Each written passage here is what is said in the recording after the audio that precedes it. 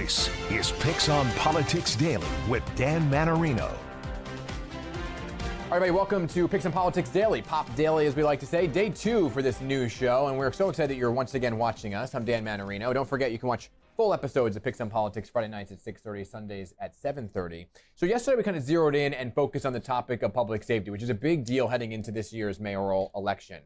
But today we're really going to be looking at the mayor's race as a whole and breaking it down. There's a lot of polling that's coming out, by the way, just a tease for tonight. We at PIX 11 are releasing a new mayoral poll, so stay tuned for the details on that. But let me bring in JC Polanco right now. He's a professor at Mount St. Vincent University, and he is one of my go-tos to talk about all things politics. So good to see you, JC. Welcome to Pop Daily. So happy to be with you on this new program. Yeah, I love it. So, you are my go-to when I kind of talk about this race because you're so zeroed in on it, JC. And so I want to kind of break down what we're seeing play out in real time, right? This is a wide-ranging race, but there are some front runners when you look at the polling, right? And there was a new poll that came out today by the Honing Group, shows Andrew Cuomo with 40%, but in second place was Zoran Mamdani, someone who describes himself as a democratic socialist, right? And he has hit the campaign limit. He has raised $8 million, which is as much as you can raise. And he actually is putting out videos saying, stop sending your donations to me. I don't need any more money. So how do you kind of look at the landscape right now and what it all means? Well, it's taken form, and it's almost as it's on schedule for this to become a two-person race heading into the June primary. June's right around the corner. And we knew that when former Governor Andrew Cuomo threw his hat in the ring, that there's going to be a lot of support for the former governor. The former governor has a lot of support here in New York City, especially in the outer boroughs. He has 100% name identification. He'll raise an unlimited amount of money. We saw how much money he raised in less than 2 weeks. So we knew that he was going to come in and be the leader of the pack. The surprise has been Assemblyman Mamdani, who is a Democratic Socialist of America member, someone who, if you take a look at his policies, you think that it'd be crazy that the New York City Democrats would elect him in a primary for mayor of New York City. But it goes to show you how powerful in New York City the most progressive wing of the party is. They've been yearning for a purist. They want someone who's going to go out there and talk about socialism and try to make it a modern take on socialism, someone that could represent their views. And they find a 33-year-old good-looking guy to come out there who is really active on social media, gets millions of views on TikTok and every other means. And he says the things that some of the most progressive folks in the Democratic Party would never say publicly. He does, and he makes it look cool. And quite frankly, Democrats that are very progressive have been looking for their champion, and they don't find it in the other candidates. That's why the other guys are in the single digits. So the centrist moderates have their guy, and the far left progressive socialists have theirs. Okay, but you're talking about that, right? And you look at somebody like a Brad Lander or a Scott Stringer who have said, well, look, we're left. We're left of the left. And Brad Lander calls himself the progressive. So I guess, was it surprising that they who had name recognition and held the future, I mean, Brad Lander's the current comptroller, and just aren't quite getting the numbers they need at this point?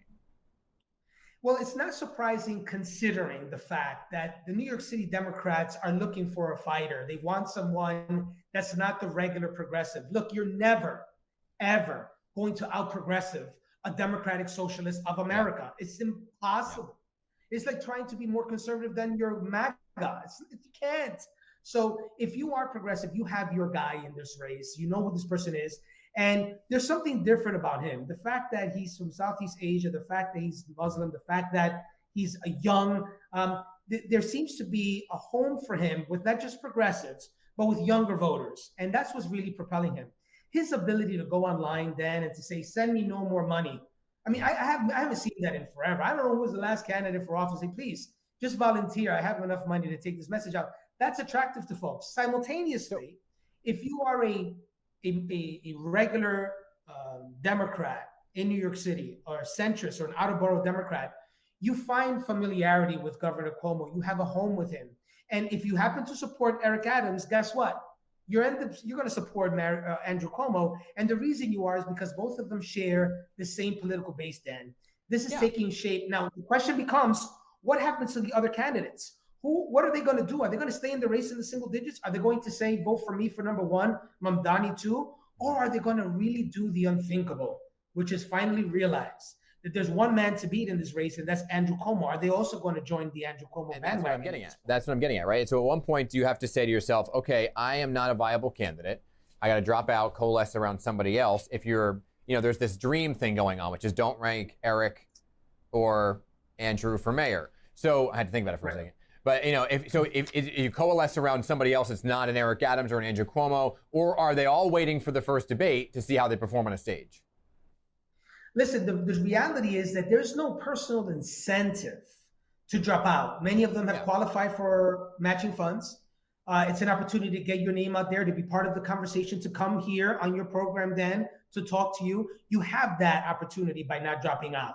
So is there a personal incentive? Maybe not, but there may be a political incentive to right now step out of the race and support the front runner. You may be up for a position in the administration. You may fight to see another day. You end up not making enemies with the mayor, who will end up becoming mayor. So there's some political advantages, but personal, I don't see there to be much of an incentive to drop out, considering that many of them have met the threshold to continue on, and they have enough money to continue on to June. Remember, the June 25th primary is literally around the corner. So there's really no incentive. And who doesn't want an opportunity to debate and be on your show, Dan? This is a dream for a lot of these guys.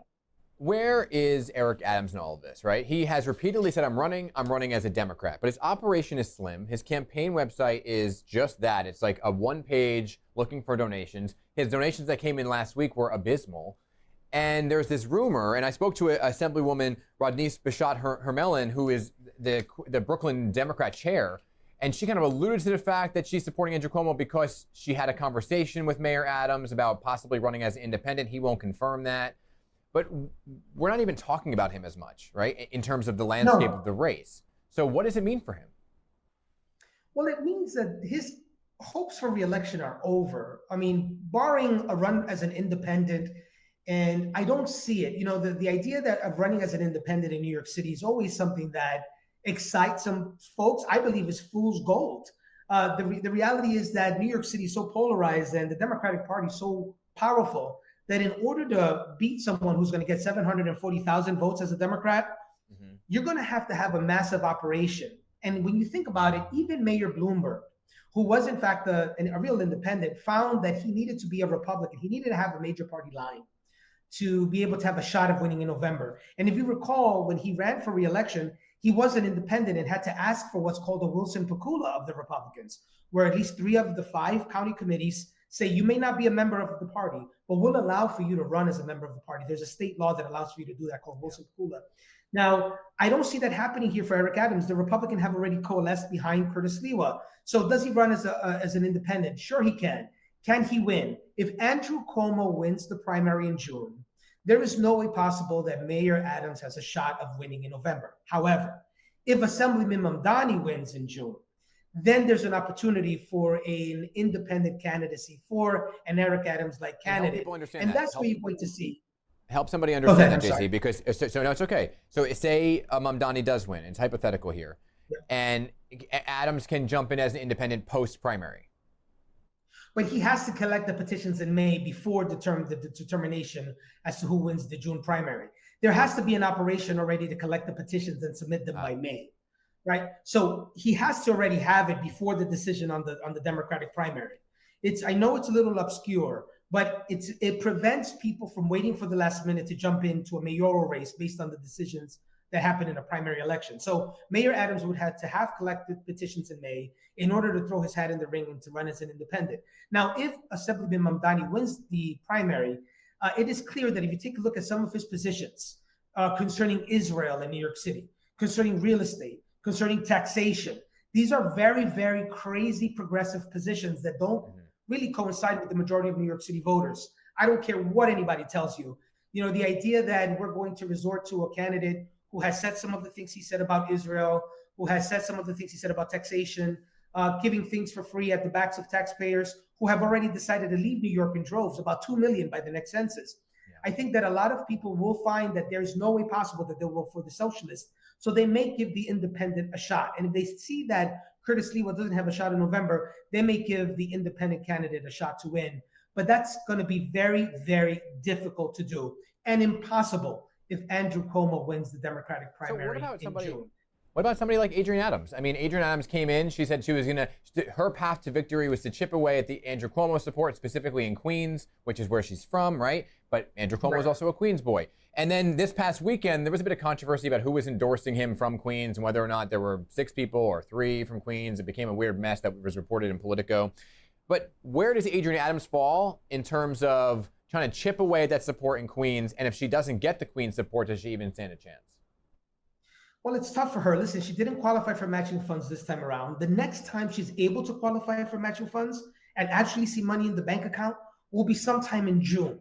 And God willing, that time won't be around Juneteenth, where there's a banking holiday in between. So, and the primaries in June. So it may be too little, too late. And we have someone there who is the Speaker of the City Council, incredibly experienced, has the support of some incredible Black elected officials here in New York, who knows government, doesn't need training on day one, and could actually do the job. And unfortunately, she didn't throw her hat in the ring early enough in order to have the finances in order to win. The only way that she'll have a shot is if somehow all of the Democratic machines of Queens, Bronx, Brooklyn, and the like, to form an anti-Cuomo campaign, will be able to give her their support. Now, we know one thing: loyalty is not transferable. So I don't know whether or not there's enough time for Adrienne Adams to be able to make a splash. I know she's running as Adrienne and not with her last name, but to add more complexities to her race, she does share a last name with the city mayor, which is going to make it even more difficult for her to win a primary.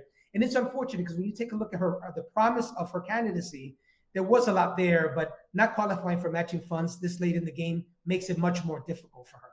Yeah, and that's why she has changed her campaign slogan to Adrienne for mayor and not necessarily attach her name to Adams. JC, we're out of time. I could talk to you all day, every day. That is just scratching the surface. It's a long but short runway to June. I feel like it's very. I know, it's right around the corner. What an exciting time! Congrats, Dan, on the new show. Thank you, and thanks for being here on day 2. Okay, JC, good to see you as always.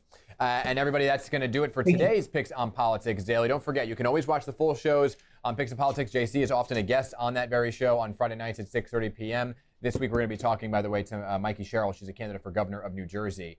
Let me know what you want to say, what you want to cover, what you want to talk about. We'll invite those guests right here onto this very show. In the meantime, everybody, that'll do it for this Picks on Politics Daily. I'm Dan Manarino. Enjoy the rest of your day.